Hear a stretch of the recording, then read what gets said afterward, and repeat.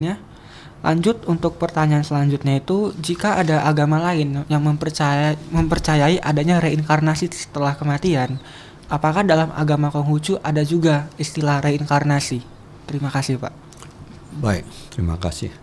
Jadi reinkarnasi itu di dalam agama Konghucu tidak dibahas. Tetapi secara implisit atau secara tidak langsung itu ada dibicarakan di dalam kitab I Ching, kitab perubahan. Jadi dikatakan bahwa hidup itu seng-seng pusi. Hidup itu berlanjut terus, tidak berhenti.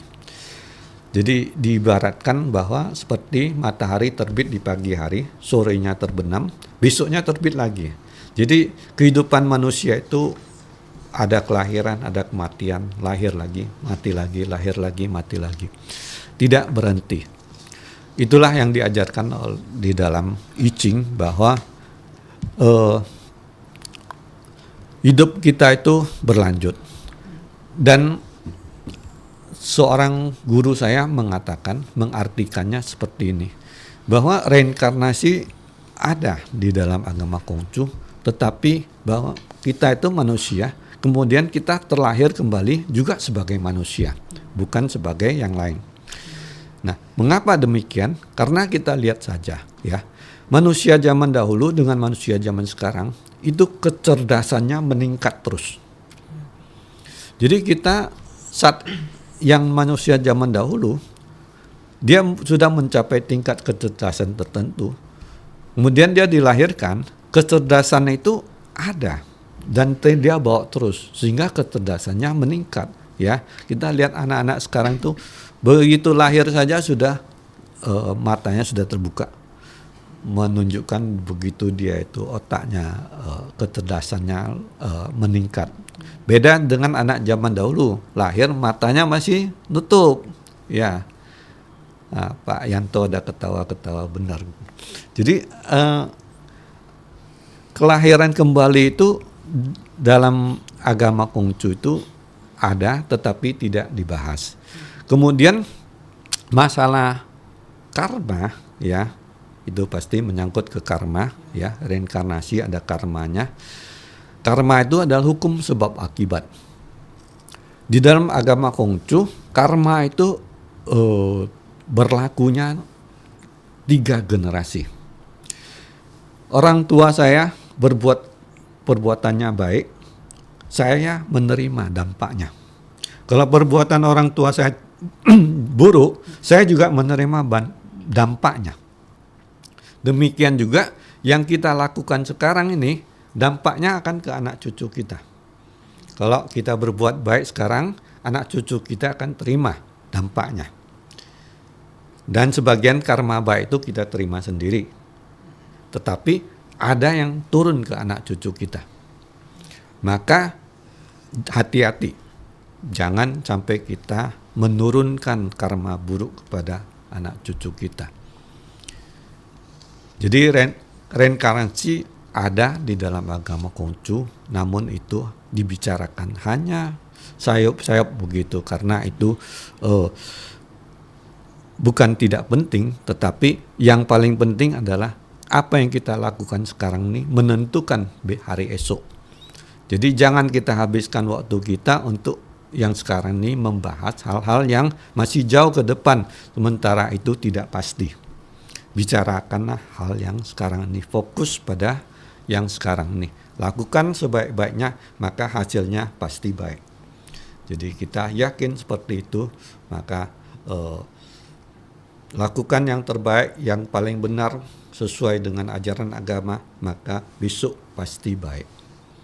Kalaupun tidak baik, besok itu bukan salah kita, tetapi memang kita masih harus menjalani cobaan-cobaan seperti itu. Jadi ingat bahwa agama Konghucu itu tidak memandang kesulitan hidup itu sebagai hukuman Tuhan, tidak sama sekali, ya. Karena orang yang mendapat banyak kesulitan, dia itu lebih tangguh atau enggak? Lebih tangguh. Jadi kita jangan sembarangan menghindar daripada kesulitan dengan cara yang tidak benar, ya. Ya, kita harus jalani kesulitan itu dengan kebenaran. Ya, dengan keyakinan. Jangan kita cari jalan tol, jalan samping dan sebagainya. Jalani saja. Ya.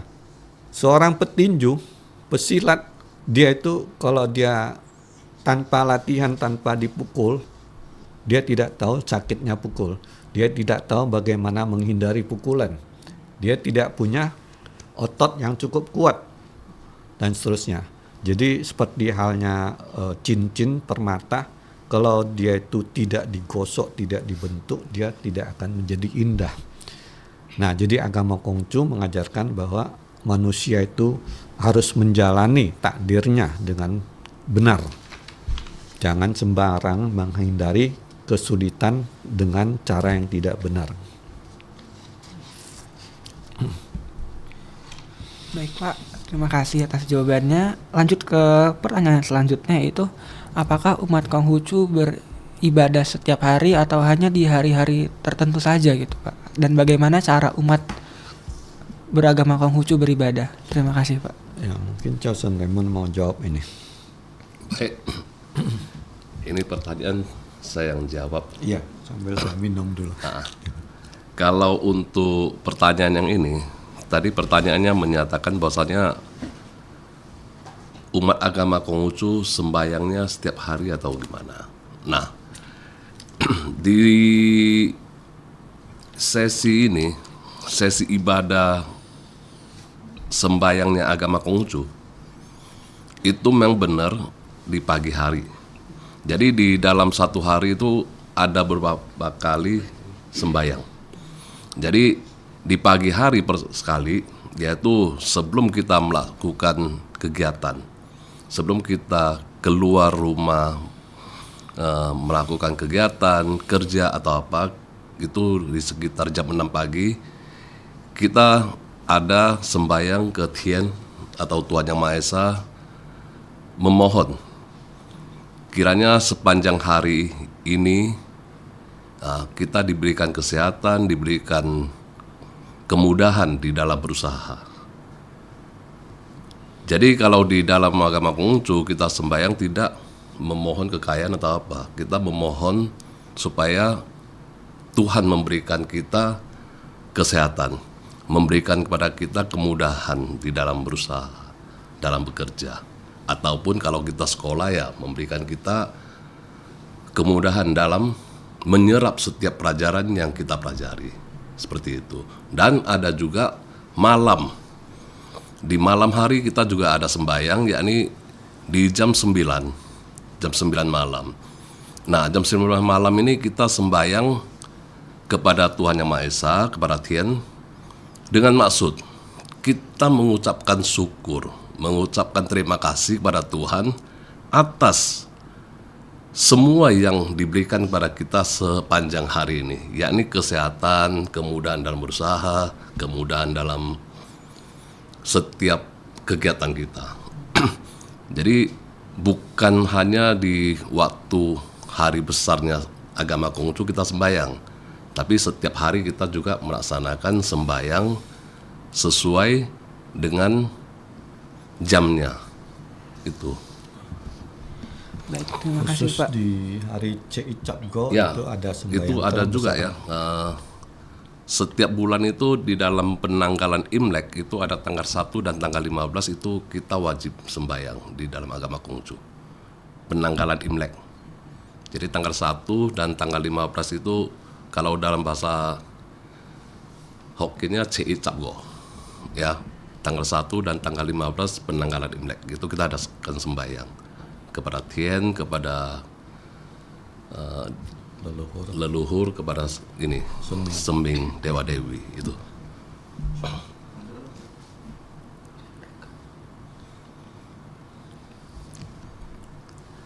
Baik, demikianlah pendengar RRI yang mulia. Semoga di dalam sesi mimbar agama Konghucu Radio Republik Indonesia dengan topik dialog moderasi beragama bersama tokoh agama Konghucu dan siswa-siswi SMA Santo Thomas II Medan memberikan manfaat bagi kita semua. Kita doakan semua sehat. Yakinlah, Tuhan selalu beserta kita dan semua yang kita terima adalah anugerah yang terbaik dari Tuhan kepada kita.